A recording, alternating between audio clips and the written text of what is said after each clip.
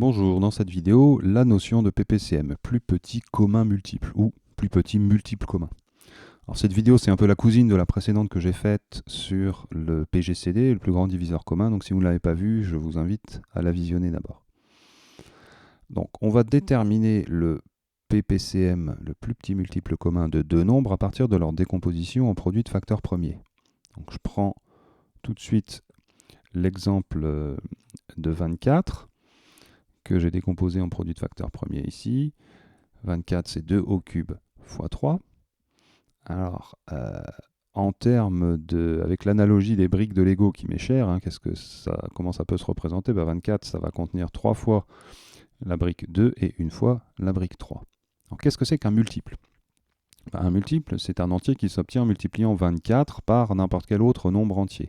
Donc, par analogie avec les briques, en utilisant l'analogie avec les briques, ce serait un lot de briques qui contient celui-là et auquel on rajoute absolument n'importe quelle autre brique.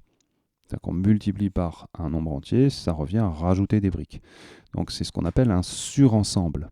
C'est le symétrique du sous-ensemble. Donc un multiple correspond à un surensemble du lot de briques représentant le nombre de départ. C'est un lot plus grand qu'il contient. Donc je vous prends deux exemples. Le premier exemple, j'ai rajouté une brique jaune, ce qui revient multiplié par 2. On obtient le nombre 48, 2 puissance 4 fois 3. Et on peut bien sûr aussi rajouter des briques qui ne sont pas dans le lot de départ. Là, j'ai rajouté une brique rouge, c'est-à-dire une multiplication par 5. Et on obtient 120. 48 et 120 sont deux multiples de 24. Pour déterminer mon PPCM, je vais partir de deux nombres. Donc j'ai choisi comme deuxième nombre le nombre 10. Sa décomposition en produit de facteurs premiers est très simple. C'est 2 fois 5, une brique jaune, une brique rouge. Donc je vous ai pris un seul exemple de multiple de 10. En rajoutant une brique rouge, on obtient 50 qui est égal à 2 fois 5 au carré. 50 est un multiple de 10. Alors qu'est-ce que c'est que le PPCM? Eh bien, on va chercher un multiple de 24 et de 10, il faut qu'il soit multiple des deux à la fois, et qu'il soit le plus petit possible.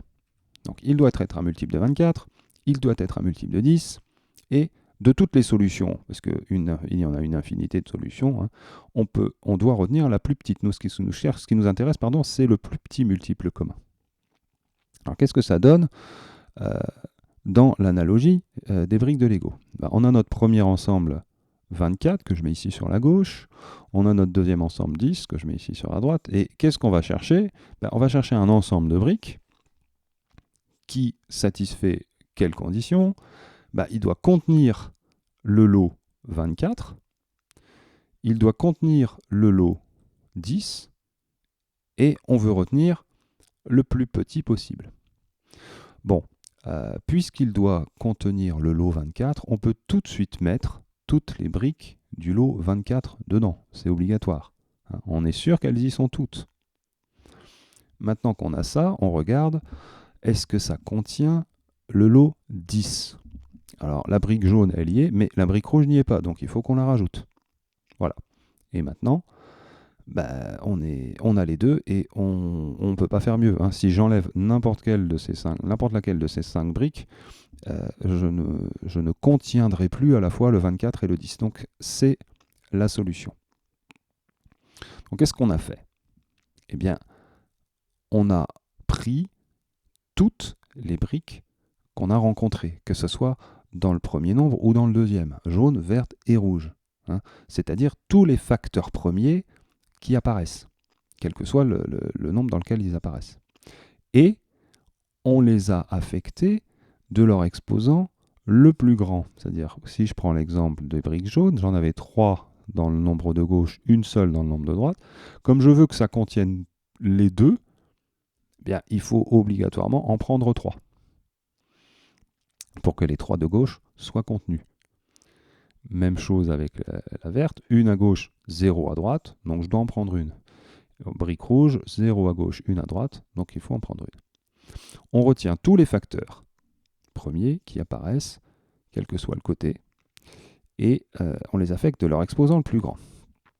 Donc si on se passe de l'analogie des briques de Lego et qu'on regarde juste les écritures mathématiques, qu'est-ce que ça donne? 24 c'est 2 au cube fois 3, 10 c'est 2 fois 5. Tous les facteurs qui apparaissent, quand je regarde tous les facteurs qui sont présents d'un côté ou de l'autre, j'ai 2, 3 et 5. Je les affecte de leur exposant le plus grand. 2, ça sera 2 au cube, puisque dans le premier nombre il est au cube, dans le deuxième nombre c'est juste un exposant 1. 3 et 5, bon pour 3 et 5 la question ne se pose pas ici. PPCM de 24 et de 10 va être égal à 2 au cube fois 3 fois 5, ce qui nous donne 120. Un autre exemple de décomposition en produit de facteurs premiers qu'on vous donne ou que vous avez déterminé auparavant, peu importe la valeur des nombres A et B, c'est pas ce qui nous intéresse ici. Quel va être le PPCM? On va retenir tous les facteurs qu'on voit apparaître.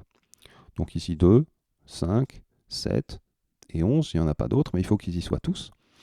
Et on les affecte de leur exposant le plus grand. Donc 2 au cube, 5 au carré, c'est le même des deux côtés, 7 et 11, est-ce qu'il va être au carré ou au cube? Au cube, puisqu'on prend le plus grand.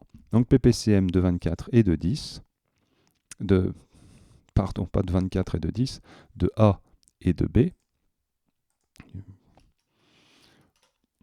va être égal à 2 au cube fois 5 au carré fois 7 fois 11 au cube.